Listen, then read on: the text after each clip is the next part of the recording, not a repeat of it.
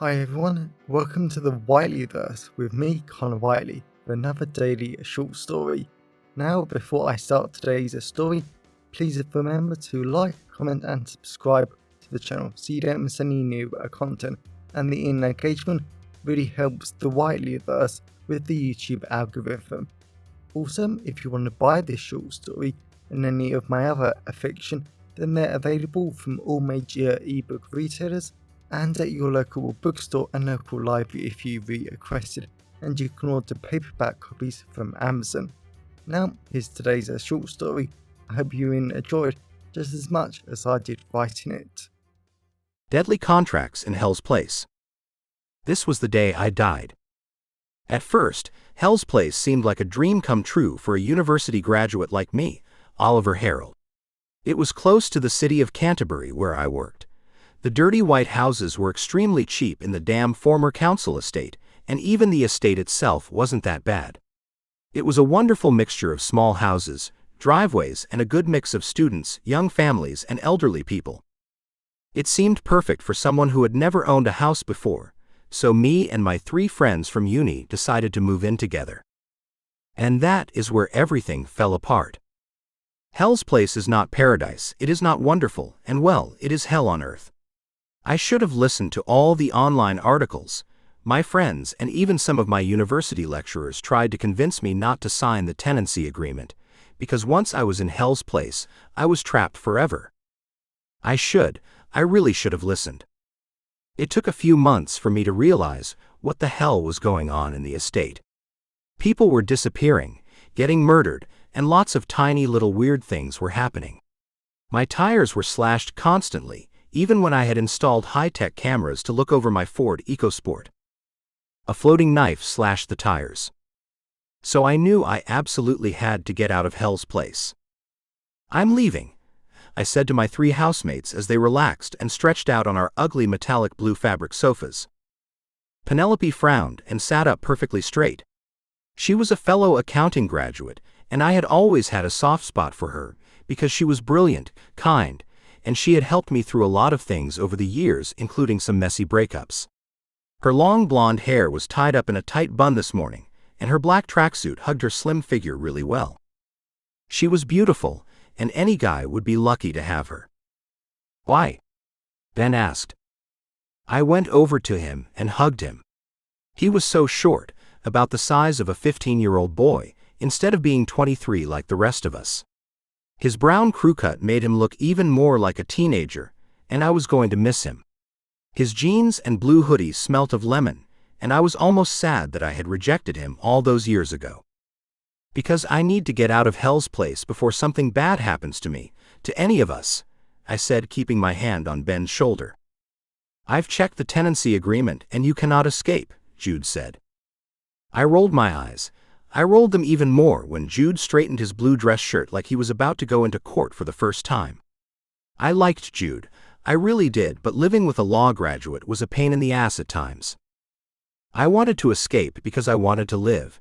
I wanted to help small businesses with their accounting so they could thrive, and all I really wanted in the entire world was a man I could love. If Hell's Place made me disappear, die, or do anything stupid, then none of those things could happen. Leaving was the only choice. The agreement says you cannot break or leave it early. There are 6 months left on our agreement, and we were silly, I know, Jude said. We shouldn't have agreed to extend the tenancy for another year, but we will be fine. I shook my head and hugged Ben a little tighter. The sweet hints of lemon, manly musk, and grapefruit filled my senses and made the delightful taste of lemon meringue pie form on my tongue. I almost couldn't believe I was going to miss Ben that much. "And," Jude said, "this is Hell's Place after all. There is probably some kind of curse, magic, or demonic pact put on the contract. If you try to break it by leaving, then who knows what's going to happen." I folded my arms and got up. I didn't want to leave Ben if this was the last time I was even going to see him, but I couldn't sit down anymore, because my friends were right. "What if we all go?" Penelope said, standing up and grabbing her coffee mug off our small chipped coffee table. "No," I said. "If all the rumors are true about Hell's Place, then at least some of us need to play the game." It's why I'm leaving everything that I can here. You can all divide up my things amongst yourselves. Please don't go, Ben said, hugging me again. And this time the cute boy who I had denied my feelings for so long cuddled me tight, and he buried his face in the crook of my neck. I liked the feeling of his warm skin, warm breath, and wonderful scent against my skin a lot more than I wanted to admit.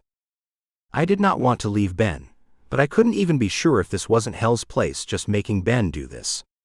I had heard crazy stories like that before. But I had loved watching things with Ben in his large bedroom in the evening. We watched anime films and played video games at all hours of the night, and we had laughed and joked even more. I had stupidly pushed Ben away recently because I didn't want leaving to be any more painful than needed, and I didn't want Hell's Place to think that it could use Ben against me. Clearly, Hell's Place couldn't care less, or it was far more intelligent than I feared. Come on, Jude, I said, you are the legal expert here. What are the options? Jude stood up and laughed. He went through our little dining room into the kitchen and popped the kettle on. Thank you for acknowledging me as the legal expert in the house, he said. But these contracts are foolproof. You cannot even find another tenant to switch places with you in 6 months' time. Damn.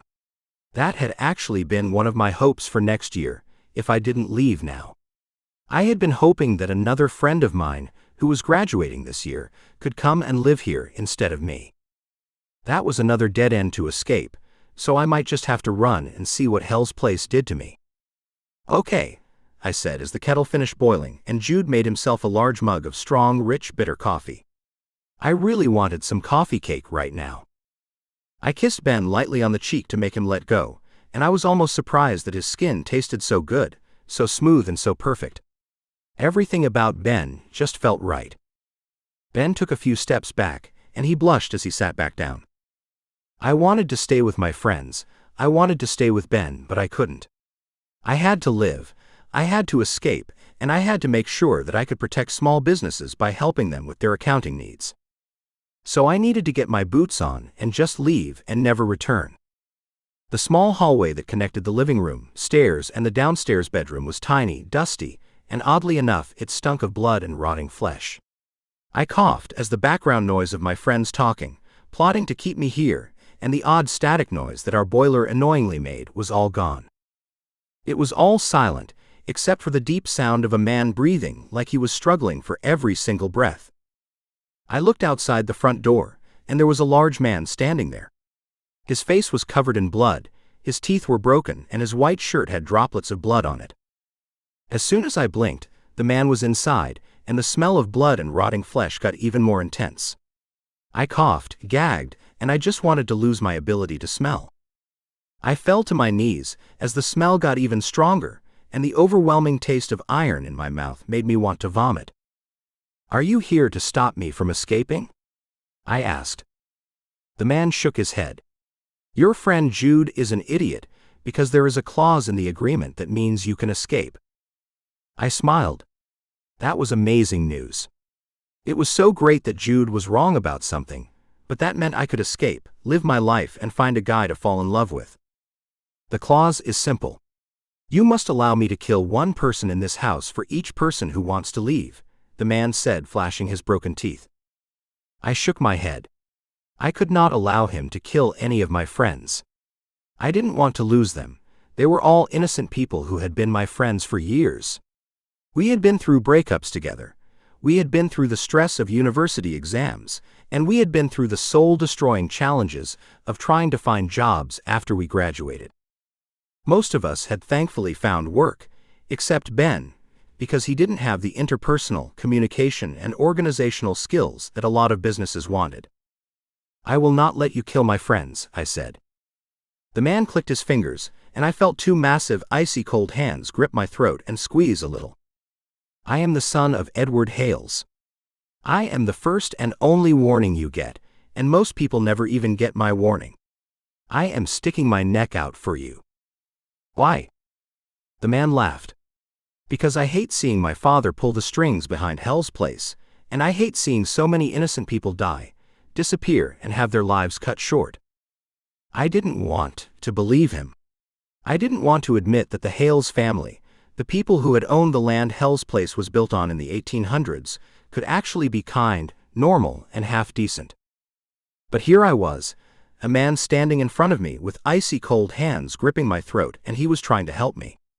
I really shouldn't have believed him, but I had to trust him that he wanted to help me. Which friend? Ben? Jude? Penelope? It was an impossible choice, but if this was the difference between my freedom and me being trapped in Hell's Place forever, then I was going to have to make it. I was never going to choose Ben to die, but I didn't want to leave him. I didn't want to live without Ben, and I actually wanted to see what was possible if a relationship did develop between us. Maybe we could and would fall in love, maybe we would be happy, and maybe our relationship would last a lifetime. Yet if Ben knew that I had ordered one of our friends to die, just so I could escape, then nothing could ever happen between us. Thankfully, we had two friends. I know Hell's Place is meant to be all-powerful, I said. Is it possible? The man laughed, he clicked his fingers, and the icy cold hands stopped gripping my throat. His broken teeth formed into razor-sharp daggers, and his eyes became golden balls of fire. You want me to kill Penelope and Jude, so Ben can also escape. But not only that, you want to make sure Ben never knows it was you that ordered their deaths. I nodded, because I didn't want to say the words. I never wanted to admit that was what I wanted. Say it, the man said, grinning. I really didn't want to. I didn't want to admit that I was happy to kill Penelope and Jude, so me and Ben could have a life together, safe from Hell's Place. I also didn't want to admit I wanted to build our relationship on a lie. The lie that Hell's Place had killed Penelope and Jude, not me. I want Penelope and Jude to die, so me and Ben can go free. The man laughed, and I screamed as I felt an icy cold dagger being thrusted into my stomach. As I collapsed to the ground, I looked up, and my eyes widened as I saw Penelope and Jude standing over me with a large kitchen knife in each of their hands. You are not killing us, they said as one. My hands turned wet, warm, and the foul taste of iron got so strong in my mouth that I spat in an effort to get rid of it. My entire world was turning blurry, but I felt Ben's soft, warm hands and body against me a moment later. You shouldn't have messed with the contracts, Ben said, straining out the words. I love you. I love you, just know that. My arms and legs turned limp, but I just about managed to place my numb, cold hand in his a final time.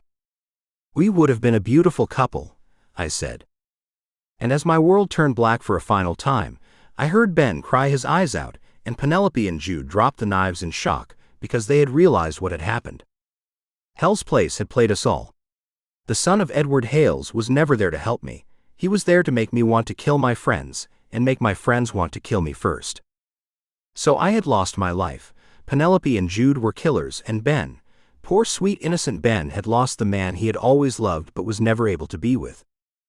That was how contracts worked in Hell's Place. Once you signed them, contracts were always going to kill you in the bitter end. Welcome back everyone, it's me again, Connor Whiteley. So I really hope that you enjoyed today's story, because I flat out love writing, creating stories and sharing them with you.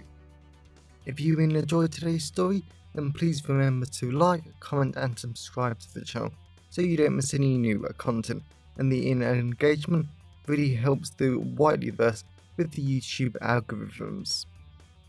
And if you want to buy this short story or any of my other fiction, then they're available from all major ebook retailers, and you can get them from your local library if you requested, and you can order the paperback copies from Amazon, your local bookstore or local library if you request it. Lastly, if you want to support the channel on a one-off basis, then you can now buy me a coffee at buymeacoffee.com/Connor Whiteley. Also, if you know anyone who would enjoy today's story, then please share it with them. I'm always really grateful when you wonderful people help spread the word about the channel. So, thanks for watching the Whiteleyverse, and I'll see you again soon. Have a great day, everyone.